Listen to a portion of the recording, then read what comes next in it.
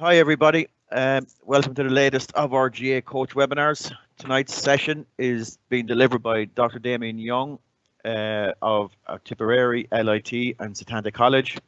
And the title of the session is Matchplay Demands of Hurling 3 Years in the Making. And Damien is going to give us a good lowdown of how he went about conducting some significant research and showing us what the implications of those might be. And even if your game is not hurling, maybe you're from a football or other code background, I think there's a huge amount to learn here from what Damien has done. So Damien, I'll hand it over to you and you can work away. Thanks very much, Peter, and a warm welcome to everybody. And thank you for logging on to this webinar. Firstly, I'd like to thank Peter and all the Coach Education Group for giving me this opportunity to present to you tonight. So this time has provided us all with an opportunity to seek out maybe some new information. And I hope tonight's session will provide you with some information about the game of hurling. So over the past couple of weeks, we've seen many videos on the internet where players of all ages are practicing their new skills. The creativity of the challenges have been amazing.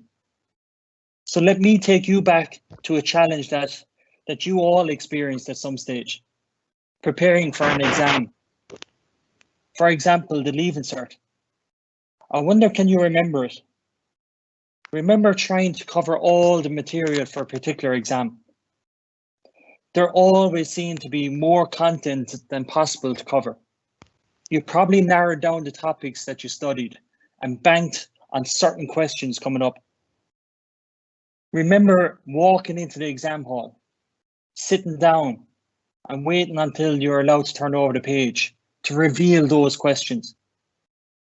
You turn over the page and you search for those topics that you studied, just hoping that your gamble paid off. And as you scan through the paper, remember that sinking feeling all the time that you spent studying for that particular exam. It was nowhere to be seen, the question that you wanted. Now, think about this. What if someone was able to tell you those questions before you started studying? How much more efficient would your study have been for the exam? You would have been able to be more prepared to answer those questions of the day. So let's think about the players you are coaching. Think about preparing them for the questions that they will be asked. Now, the game asks numerous questions of them over the 70 minutes. Maybe we as coaches are spending lots of time practicing content that's not even on the exam. Now, it would be great if we could be aware of some of those potential questions that would be asked of our players before the event. So during this presentation, I want to share with you some possible questions that might be asked. I want to focus on three main areas: the duration demands, which includes stoppages, the physical demands, and then we'll look at some practical applications that we may use to practice these questions. So in order to design hurling specific training programs, we as coaches really need to be aware of the specific match play demands of competition. So to help us quantify these match demands, I'd like to take you through some research that we published in the last couple of months. And all of the information that you'll see tonight is an accumulation of 3 years worth of data. So thinking about the game, it has been shown in other team sports that the overall match duration is a poor indicator of what actually happens in the game. So we set about investigating the match play activity cycles in hurling, looking at 36 championship games. Now tonight, I will only focus on senior hurling for this presentation.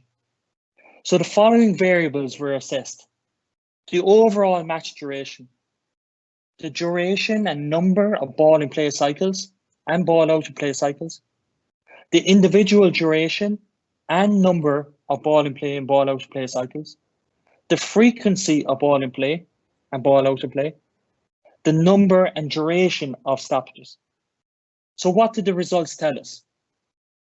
Well, according to the playing rules, senior hurling games last for 70 minutes. However, when time is added for injuries and subs, the game actually lasts for 76 minutes. So we're preparing players for a longer game. So looking at this as a total figure doesn't really tell us about the structure of the game. So to further analyze the game, we need to know, we know that the game starts and stops and starts and stops and starts and stops. So when the game starts, we call this period or cycle a ball in play. And when the game stops, we call that cycle ball out of play. And of the total match duration, how much time is in play versus out of play? And we see that of the 76 minutes of the game, the ball is only in play for 30 minutes and out of play for 45 minutes. So the majority of the game, the ball is out of play. But again, these are only total figures.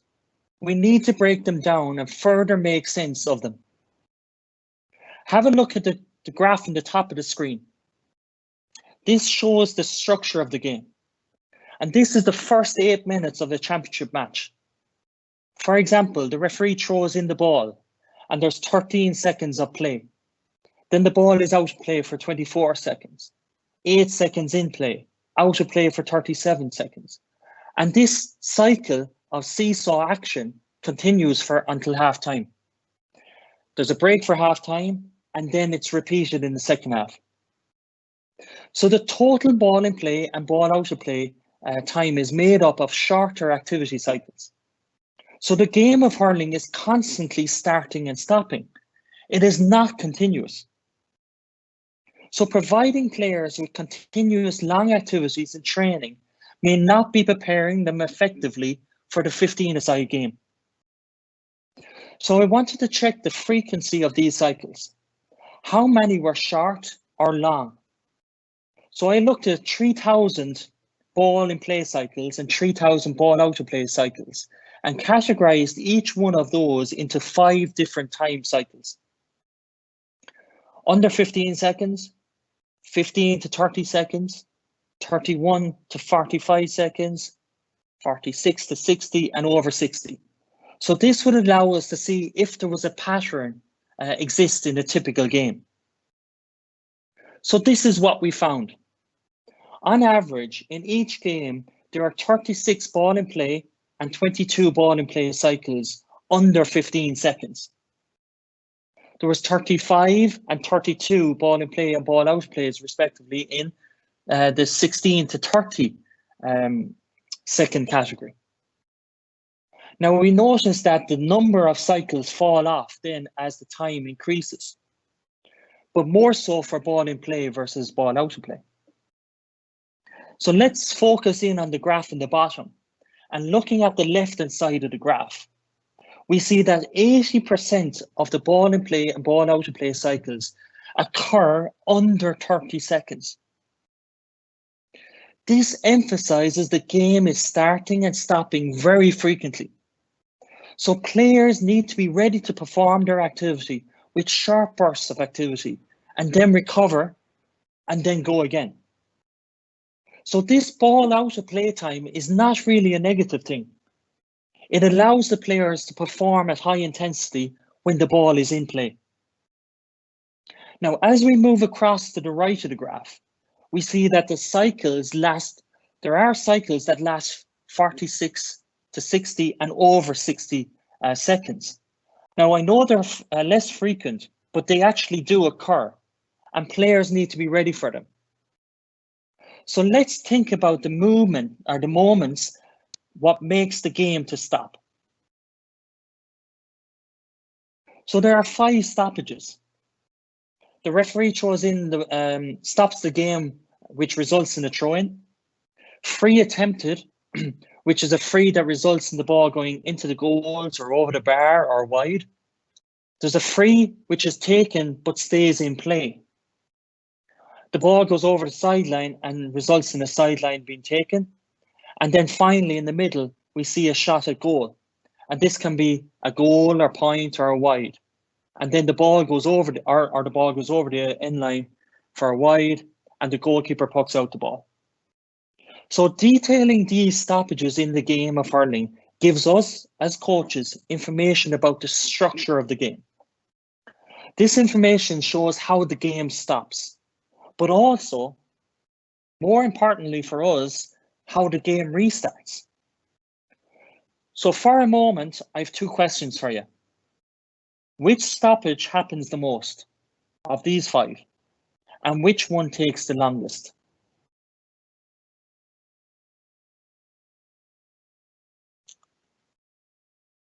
So we see shots at goal in blue were the highest amount of stoppages, followed by frees attempted. Now, using the type of stoppages, we as coaches can mimic the demands associated with the actions that restart the game. And especially after a shot at goal, which is obviously a puck out. But looking at the time of the stoppages, this gives us an idea about how long the players have until the ball is back in play. For example, after a shot at goal, the ball is back in play on average within 20 seconds. So therefore, players need to be back out into their positions very quickly. So we see frees attempted take the longest stoppage time, and we see that in the yellow bar.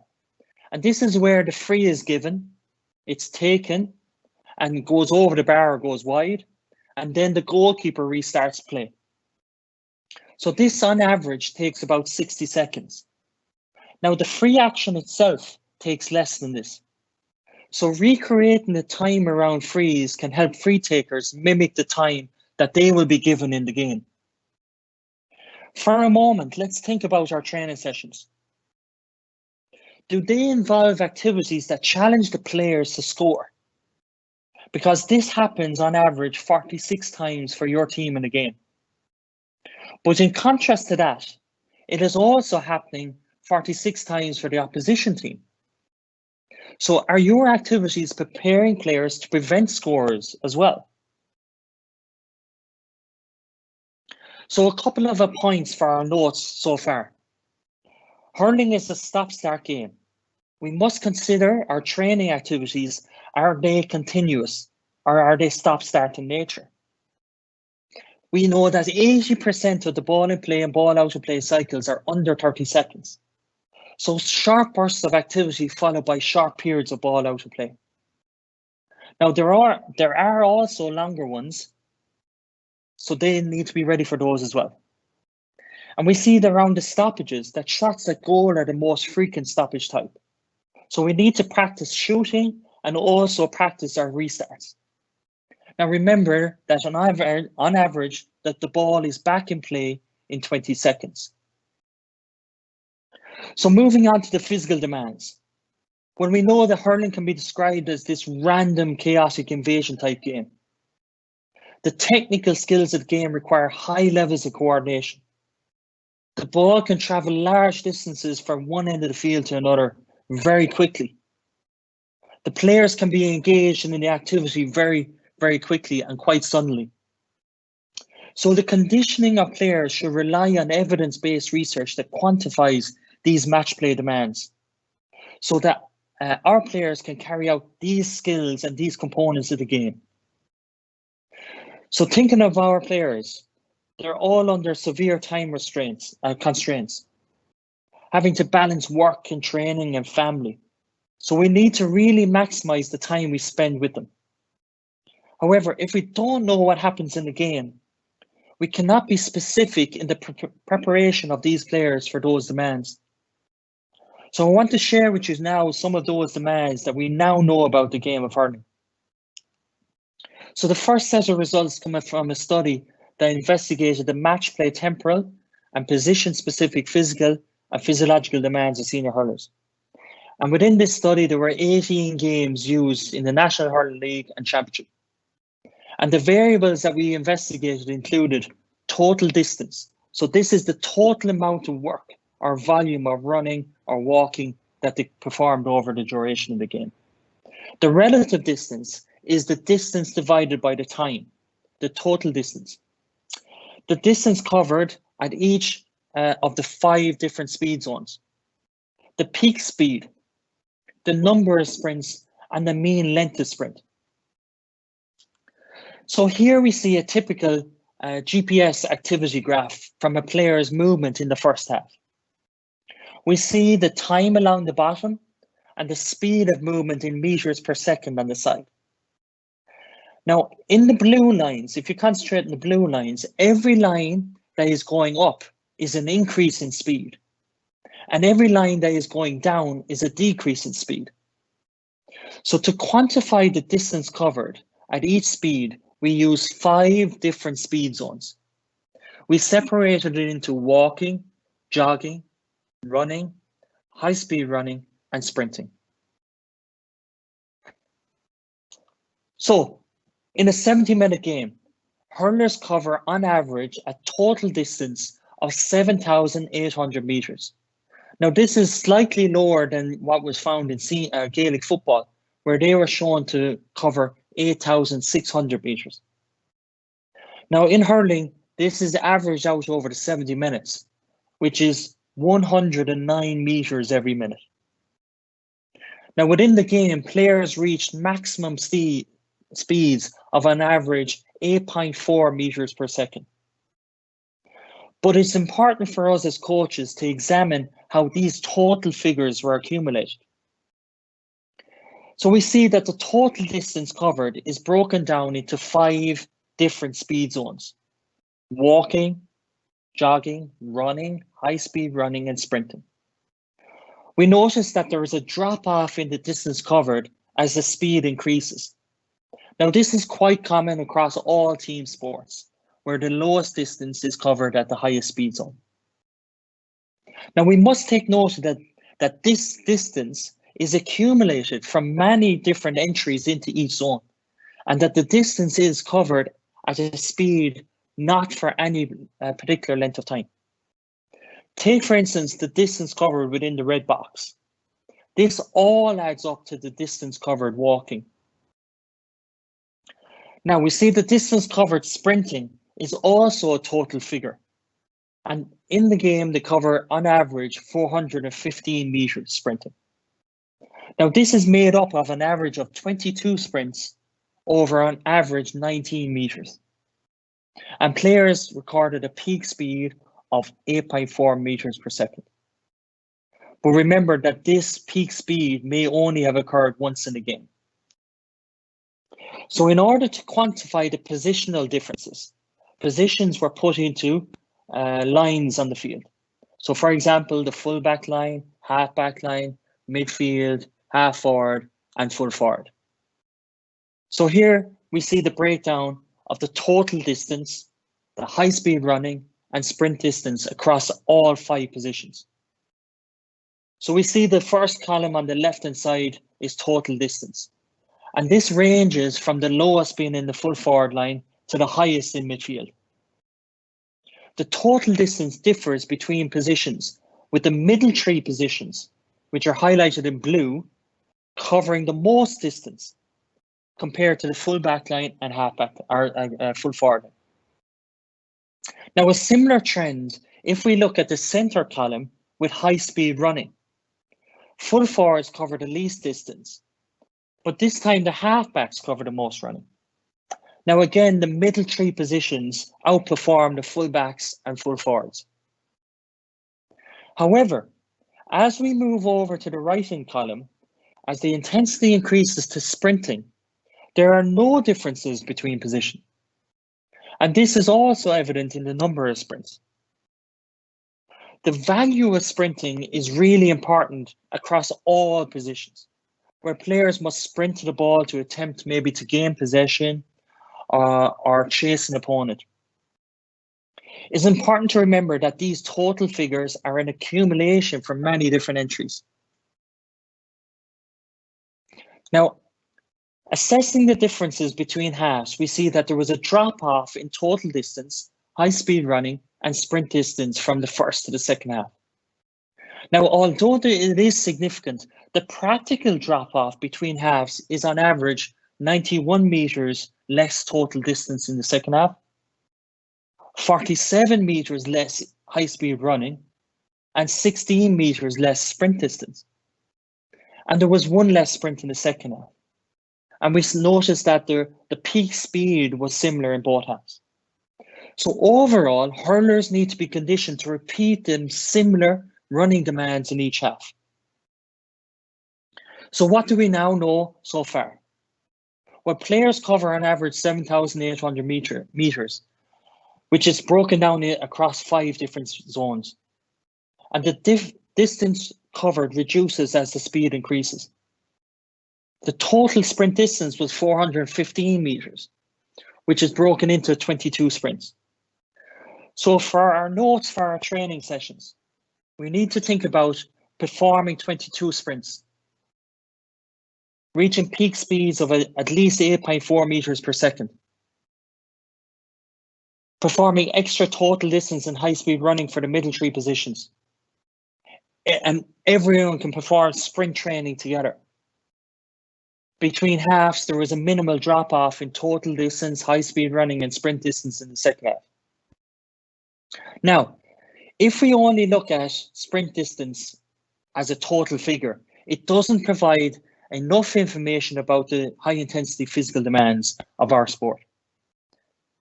So from our observation of the high-intensity efforts that occur in the game, we notice that the majority of them occur around the ball. So therefore, I wanted to further describe the sprint demands of hurlers. So, as coaches usually plan and implement speed drills by marking set distances for players to sprint to and from, and to help design specific training speed drills, this study separated each sprint into 1 or 2 categories, under 20 meters or over 20 meters. Now we know that hurling is a dynamic intermittent game where players reach maximum speeds of, on average, 8.4 meters per second. But how many times do they sprint and reach near this peak speed? Because if they do, these sprints will be more demanding. Each player's speed was tested over a 40-meter sprint to work out their max speed. And then all their sprints in their games were classified into 3 categories. From 6.1 meters per second up to 80%, between 80 and 90%, and above 90% of their peak speed. We also looked at the duration between sprints to find out how frequent they are over the game, and the number of repeated sprint bouts. So that is, how many times did 2 sprints occur within 60 seconds? Now remember, a sprint only occurs when the players are traveling over that 6.1 meter per second. They may be getting up to a sprint, but if they're not getting credit for it unless they get over that threshold. So what you need to figure out is how far does it take your players to get up to that sprint threshold? Now, as the ball moves between locations quickly, it is quite often that players may not have the opportunity to get up to that sprint threshold. So here we see one player's activity graph from a full game, and it's a midfielder. And we see it's separated into left and right with half time in between. In blue, we see the player's activity, and the sprints are highlighted in purple. And for this study, we only concentrated on the sprints. That is, any run that reached the sprint threshold and was maintained for at least 1 second. About 4,000 sprints were analysed for this study and classified into their distances. The time a sprint started and finished was also recorded. So this gave us the sprint duration, but it also gave us the average duration between sprints.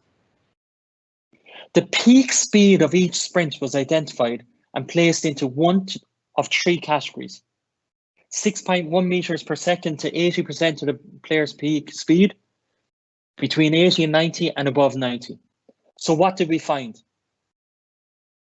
There was a total of 22 sprints in the game.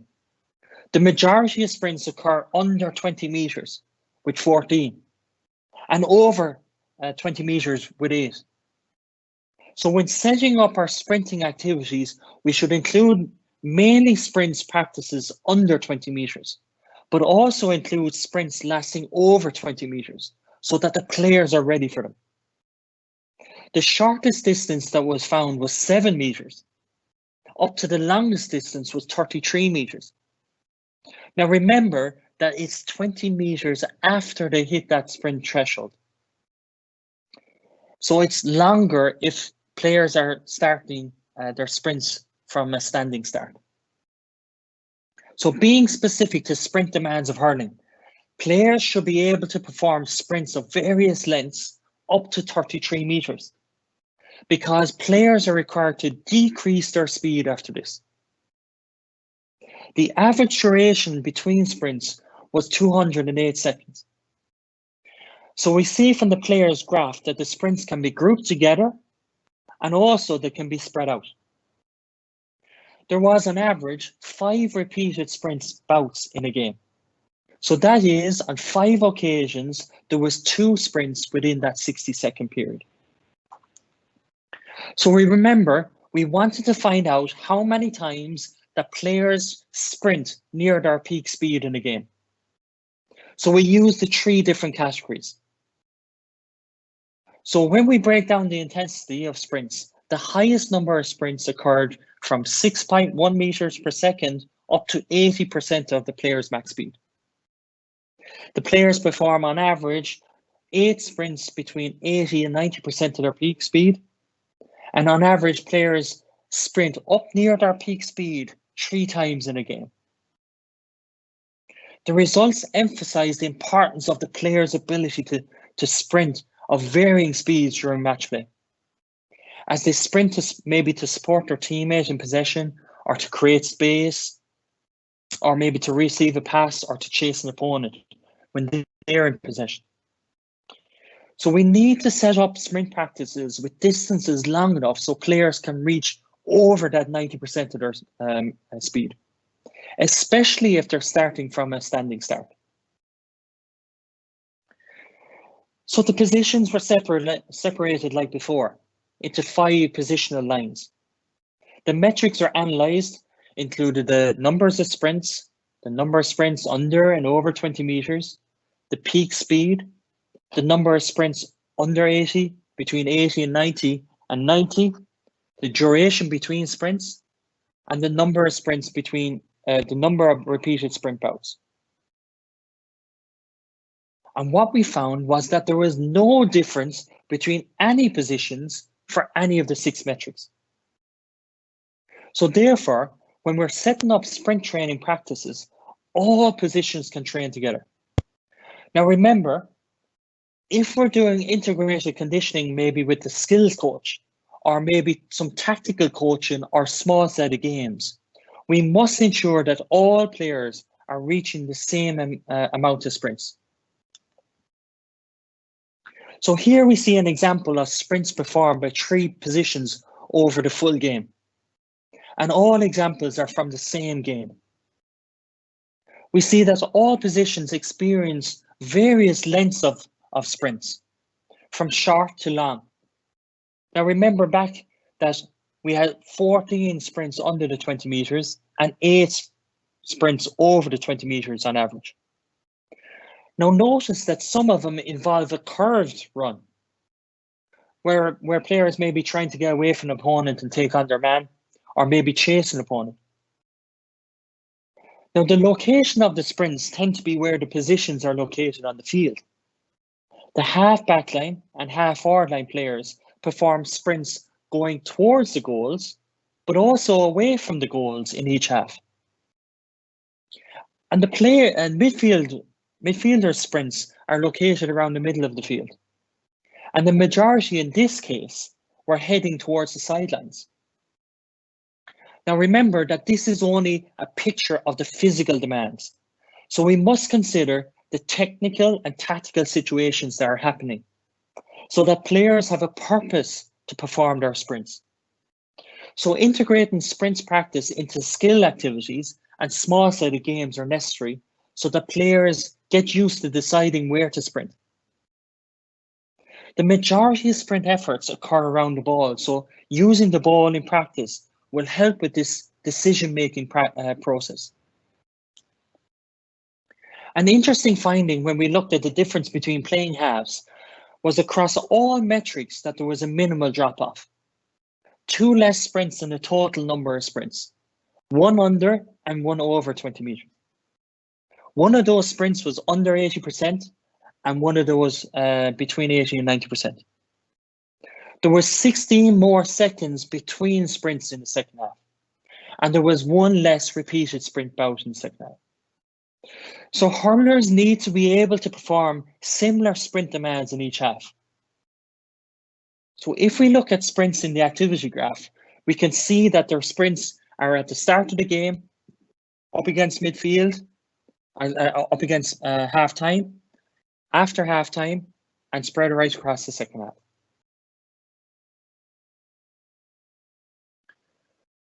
So now, what more information have we for our notes? Well, we need to vary the length of sprints. We need to allow enough space to reach 90% of peak speeds. We need to perform different intensities of sprints.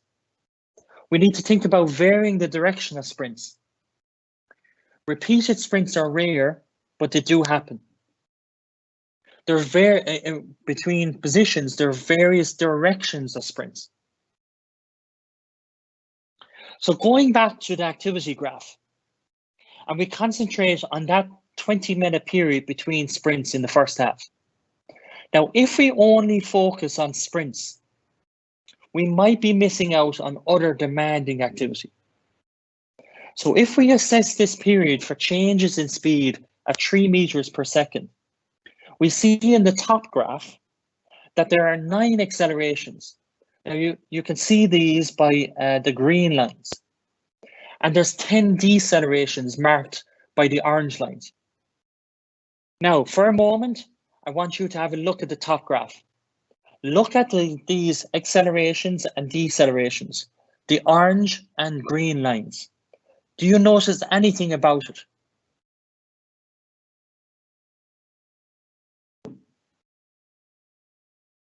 So accelerations and decelerations are spread out over the 20-minute period.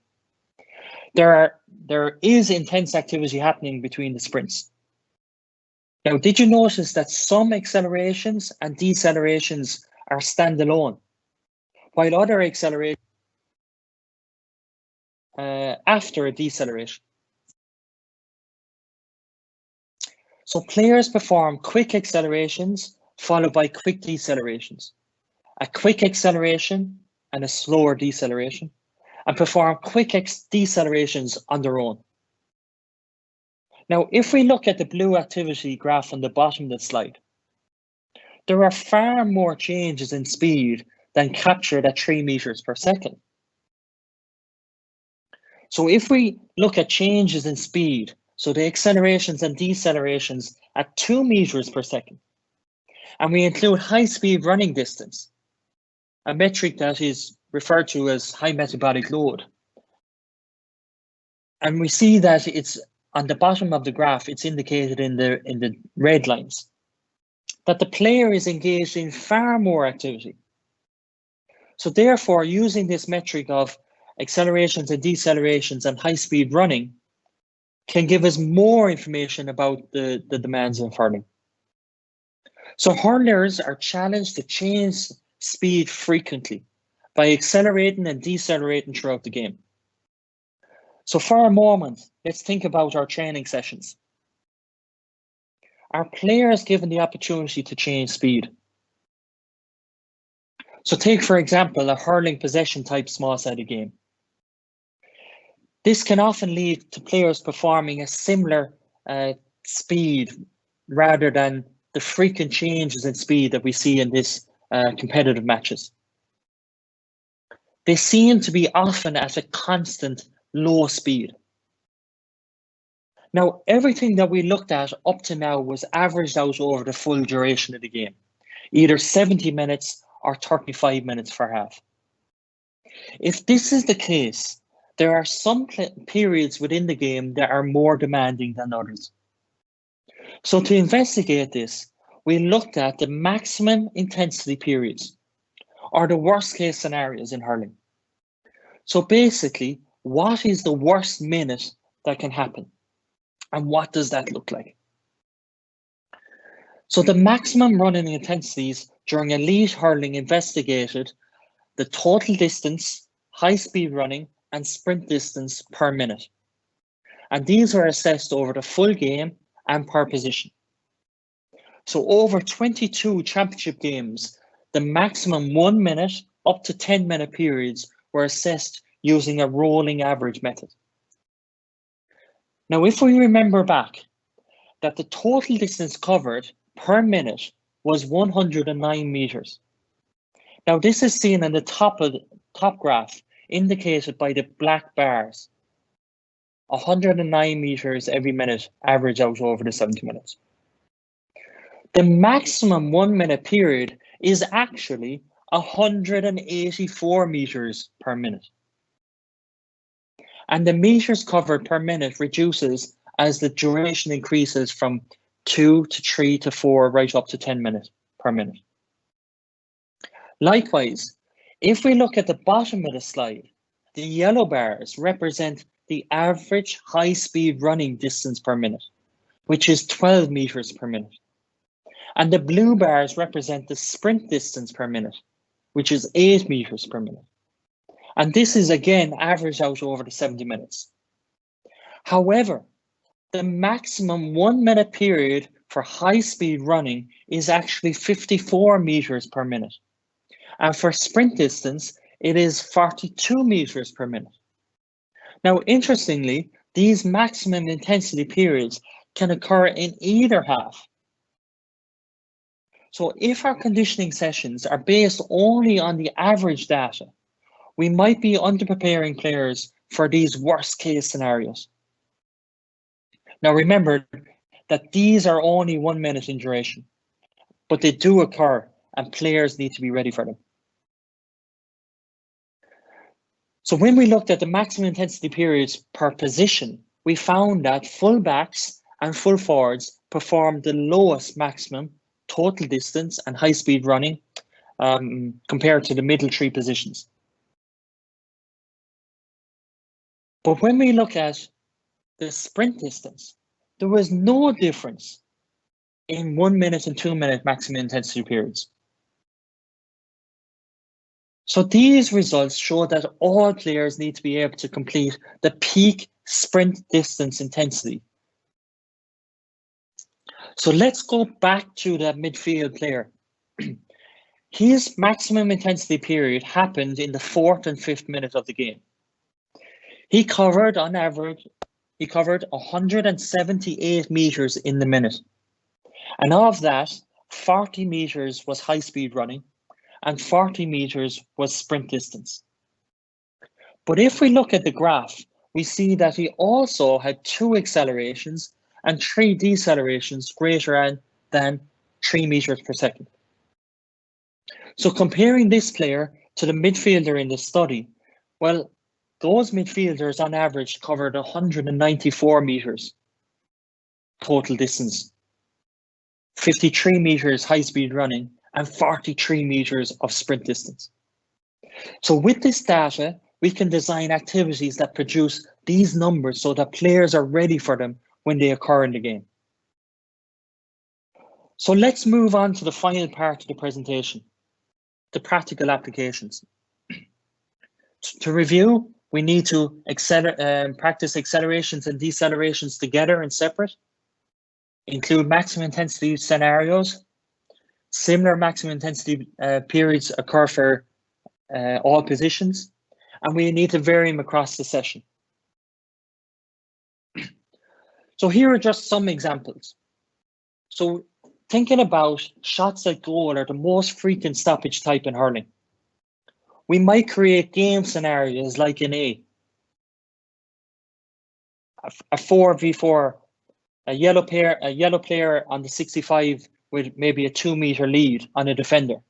And once he passes the 45 meter line, he's allowed to shoot.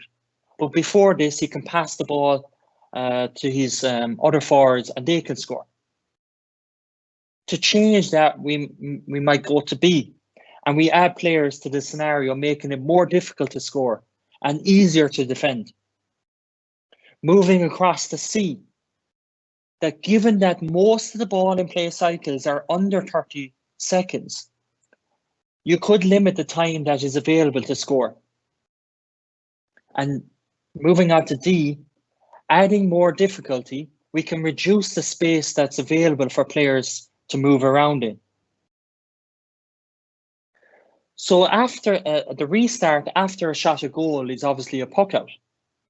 So here we could set up the players in their positions, like in example A, and a goalkeeper strikes the ball out to them.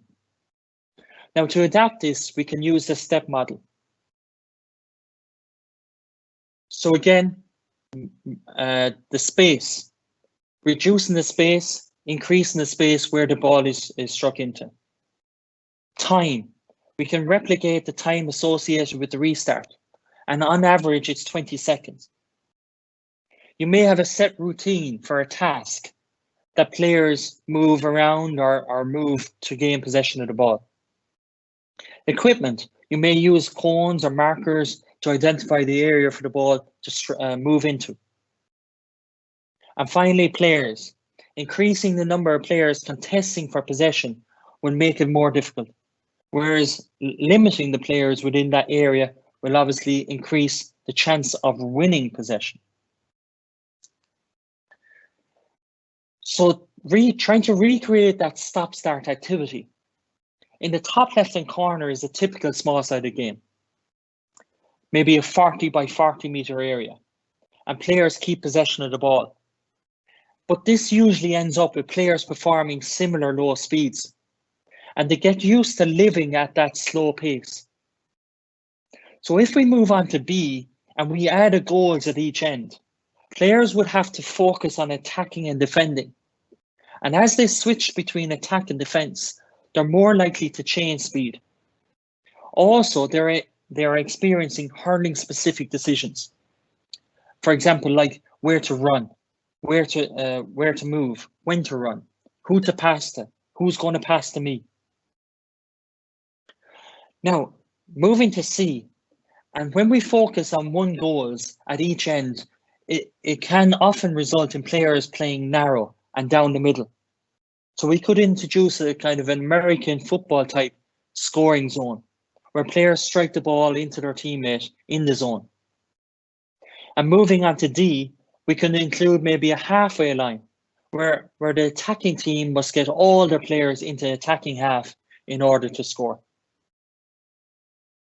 With frequent changes in ball in play and ball out of play activities, coaches setting up activities that engage for short periods of time and then allow the players recover while the other players are engaged.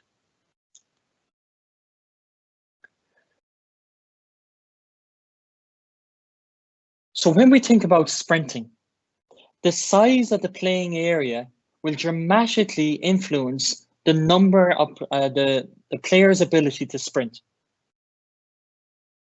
Remember that they need to reach 6.1 meters per second for a sprint to count.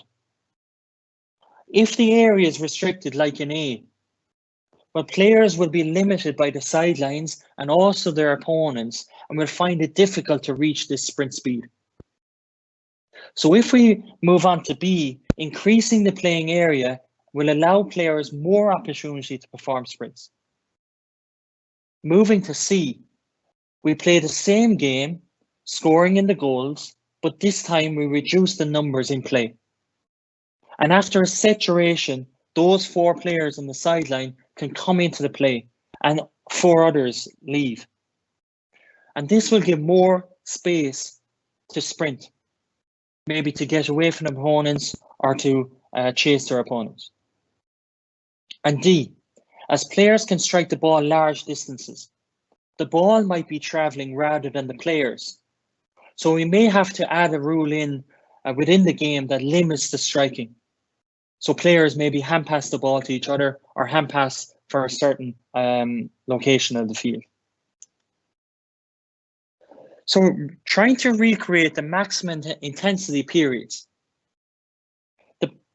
The backs and forwards, this was a game that was traditionally played at hurling training, where the backs and forwards would start in their positions and feeders would strike the ball into, and the forwards would try and score, and the blacks would try and get possession and maybe strike it to the other end. But with so much activity, the game loses the intensity after a couple of minutes. So there was too much activity in the same location. So if we think about replicating it in B, if we replicate the setup at each half of the field, we can play for a set duration, maybe feeding balls into the same half, then swap so that the opposite half are playing while the first set of backs and forwards are resting. Now, again, as a coach, you can increase the amount of activity by increasing the amount of balls that are hit into the area. And in contrast, you as a coach maybe can reduce the activity by reducing the number of balls hit into that area, giving them more rest. So, to summarize and recap, the duration demands. Hurling is a stop-start game. 80% of the ball in play and ball out of play cycles are under 30 seconds. The stoppages, the most frequent stoppage is shots at goal. But also remember that puck outs are the resultant restart. Restarts happen from a puck out under 20 seconds. The physical demands, thinking about performing at least 22 sprints in training, reaching peak speeds of 8.4 meters per second. Vary the lengths of sprints.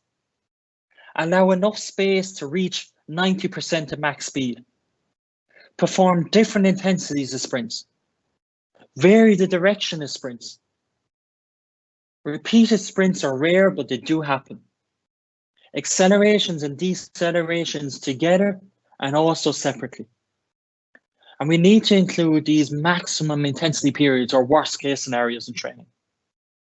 Regarding positions, those playing in the middle three positions may need extra total distance or high speed running. But everyone can perform sprint training together. Various directions of sprints occur. Similar maximum intensity periods occur for sprint distance. And between half, there is minimal drop-off in total distance, high-speed running, sprint distance. And we need to vary the maximum intensity periods over a session. So I'd like to thank you for taking the time to join in this webinar, and hopefully you will be able to use some of this information in the near future. Thank you very much.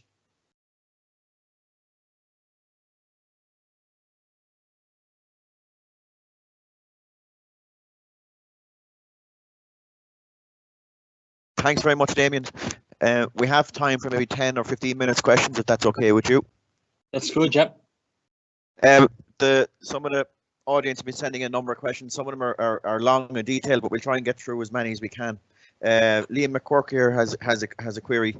Now that we see games averaging 76 minutes or so, do teams work for this additional time in training? And as an analyst, do you factor this into your analysis? Okay, so even though that the game is extended out to the 76 minutes, I think if we look at the ball in play and ball out of play, the ball in play is in around the 30 minutes and focusing maybe what are the activities and the skills and tactical decisions required within that period of time, and focus maybe on that. And then if we think about ball out of play, what are the activities and skills required for that? But like if we notice over the couple of years, like for substitutions and injuries, that's always going to be the case. So it's really what's extending is the ball out of play versus the ball in play. The ball in play is kind of constant over the last couple of years. A couple of these questions are done, or sorry, more covered in some of the later sessions that are elements that you covered here. Dennis O'Shea, just an interesting question. You covered it a little bit there towards the end. but the use of the ball in training for what he's after calling pure sprint practice. So to what extent can we use the ball, or to what extent do we need to use training activities without the ball? Okay, so my philosophy is to use the ball as much as possible, because you have to think about decisions around using the ball, but also carrying the ball at high speeds, because that's what's going to happen in the match. Now, I do take the point that if we're working on sprint technique, we may have to focus on sprinting actions, but they can also carry the ball and hurl in their hand. Now, the difficulty with practicing sprint training with the ball is that we might be in a group situation and the ball breaks down, or that the player is trying to get up to max speed and then loses control of the ball and then decelerates, rather than trying to get up to that max speed and maintain that max speed for long enough that the sprint is maybe 20 meters. The game, hurling games, especially at senior and the county level, have become very much more fluid as regards positions over the last while, and you see some players that you're not really sure, are they a forward or are they a midfielder, or where are they playing sometimes. Does that have any impact on your analysis? For sure. And to quantify positions, we had to put them into positional lines. But as you see, and if you're looking at maybe, if you forget about the ball for a couple of minutes and just watch the activity that's going on off the ball, it's very hard to differentiate maybe between a half forward line and midfield, or even some of the full forward line. Like maybe one or two of the full forward line might be playing out in the half forward line at times. So this will really have an impact, because the traditional lines of the field are nearly non-existent now in the current game at intercounty level, but also at club level. So this will really have an impact in our conditioning, that if we're expecting them to play out the field, well, they obviously have more space to run onto the ball, and to gain.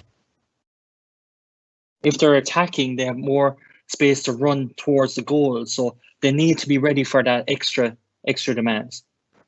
Now, again, the style of play and also the opposition will impact on your physical output, because some teams are a running based team, whereas a striking based team would have lower distance.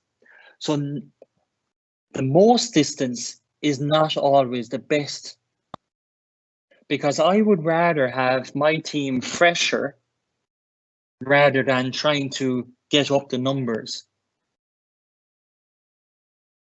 To what extent then does the opposition that you're playing in upcoming games come into that? So, for example, if you're preparing midfielders and you might be marking a Keane Lynch or a Luke Mead, who are two very mobile players, or maybe players that you might describe more as sitting or holding midfielders that don't seem to attack or defend as much. Does that come into your training programs? It does in a way. Like, again, the physical component is only one element of the game. The player might be really, really good at reading the game. So if they're able to read the game, they might be in that position rather than having to leave later and sprint into that position. But obviously, looking at maybe a profile of that opposition player, does he like to run? Is he fast? Is he sitting? And that might influence maybe who you get to mark that player. Now, we have about 3 or 4 years of GPS data now, so we're still only building a profile. It's unlike maybe the Premier League teams who are playing 42 games in a season. They're playing the games regularly and playing the opposition maybe 4 or 5 times between league and championship and cup and stuff. So it's very hard to get a profile on the opposition, because the dynamic of the 15 players change all the time. And just because one set of midfielders are playing today, that might influence how they play today, but maybe not the next day. A question here from Terence, and it's quite a long one, so I'll try and clip it a little bit.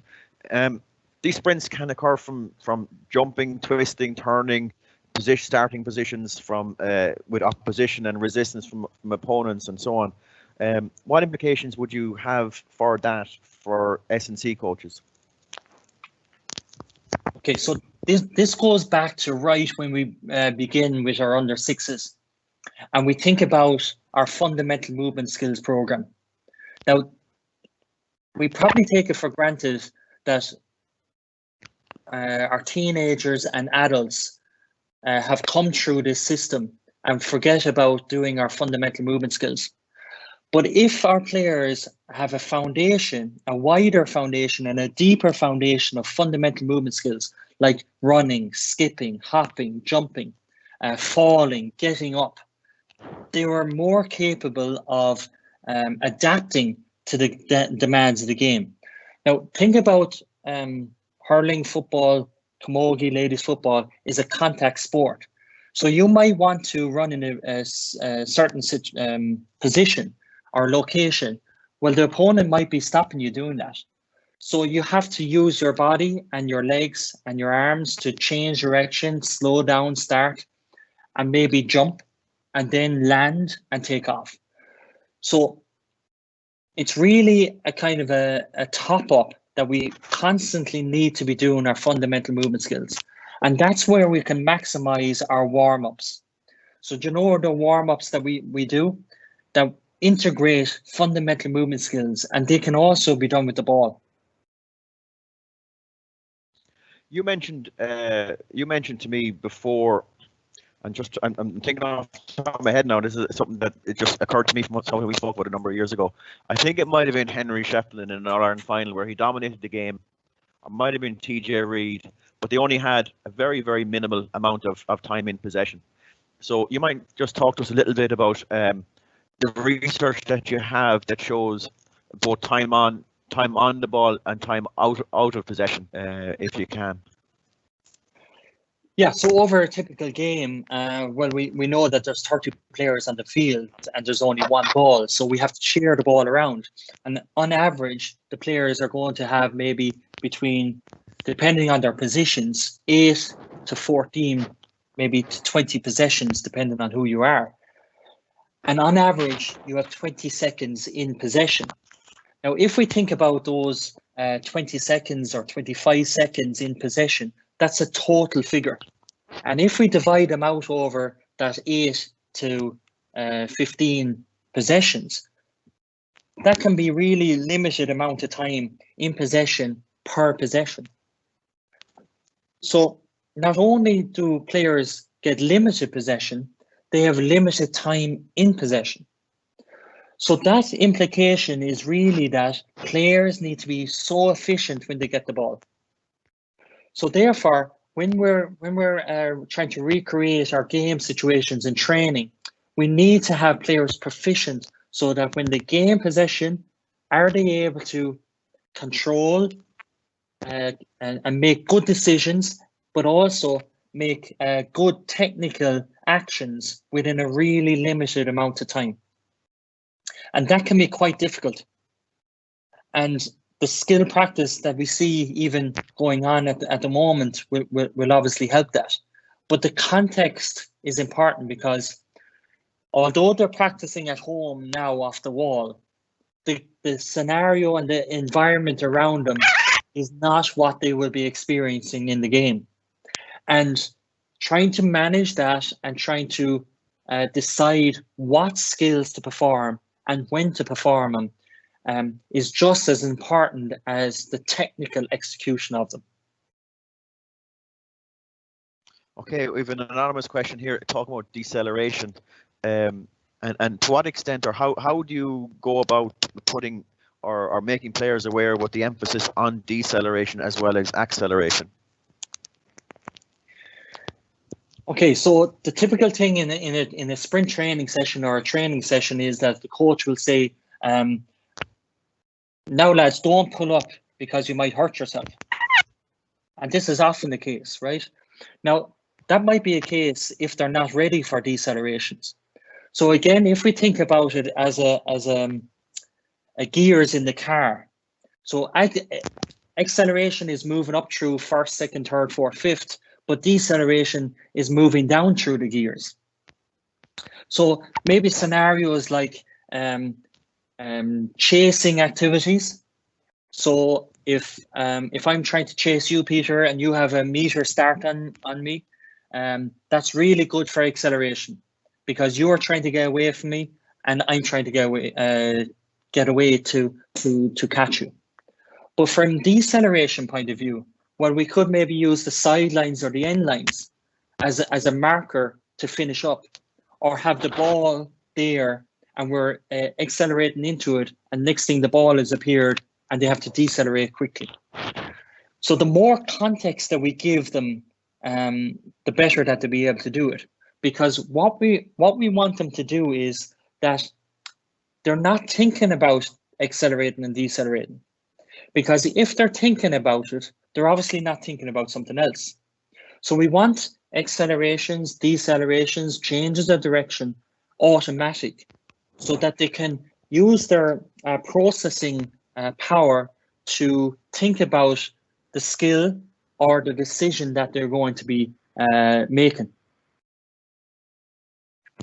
I suppose, question here, Mike, given the limited amount of time a player has on the ball, and then and also the limited amount of time that players are in possession, in a training session, should we spend more time focused on what players are doing when they don't have the ball?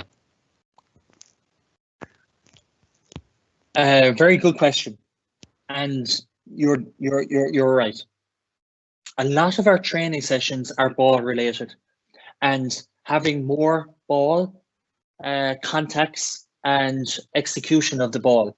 Now we need that because the game, go back to limited possession and limited time in possession, so that the skill has to be really, really good. Now, an often missing link is really what they're doing off the ball. So what could they be doing? Well, where are they running? When are they running? And then that connection with their teammates, who's running? So if you're running, I may not be running. If you're running to the left, I might be running to the right. And that decision making off the ball is often not focused on directly. But if we're looking at training sessions that include maybe small set of games or games practice, the players are doing this. They're getting their opportunities to work on off the ball activities. I think we've kept you for a good part of the evening, but I wanted to just finish up with one question, if that's okay. Everything you've spoken about tonight, and because you've given the examples from inter-county activity, and I know you have research and data from club level and underage level as well, that maybe you could talk about at another stage. The amount of interaction and work between coaches, S&C coaches and analysts must be enormous. What advice maybe could you give a coach at club level, where sometimes those three roles are performed by one or maybe even two people within the group? Okay, so currently there's very little information about senior hurling. Well, we have a number of papers. We're working on club level, so we hope to have that out. Now, unfortunately, the current situation has interrupted us on that project. But if we just think about even the time in play and time out of play, and you can do that yourself, look at a game, get your stopwatch out, and every time the ball goes in and out of play, and you can see it. But like the inter-county, the club level, there's short, and frequent balls in play, ball out of play, and the majority of them are also under the 30 seconds. So just even replicating that, even from an observation point of view, if you just set up your activity, be it a drill or a small sided game or a large sided game, and just look at the intensity level and see, are they at one speed or are they changing speeds? Now, if we want them changing speeds, well, we get the ball into them more often so that they respond to the ball. The accelerations and decelerations occur. My other advice is maybe that you video the game or even video the training session. If you're on your own and you're trying to do the coaching and the analysis or whatever, you get a video of the match and you can play it as many times as you want after the match. Okay, I think we'll call it at that. Damien, thanks very much for putting in the time and effort into this in the last few days and for the last few years, because I know the volume of work you've been doing has been very, very significant, and I think everyone's got a good insight into that today. So on behalf of everybody here, thank you very, very much for giving us such a great insight. To all the people on the call and listening in, Damien's information and presentation is already available on the GAA Learning site, so that information is up there already right now if you wanted to go and download it. The next session we have in this series is taking place next Tuesday, and that's a session with Clean O'Connor and Orla Curran, and the registration for that session has opened already, and again on the same GAA Learning webpage. So thanks very much to everybody who's taken the time to come here today, and we wish you a good weekend, and hopefully we'll see you again back here next Tuesday. So thank you.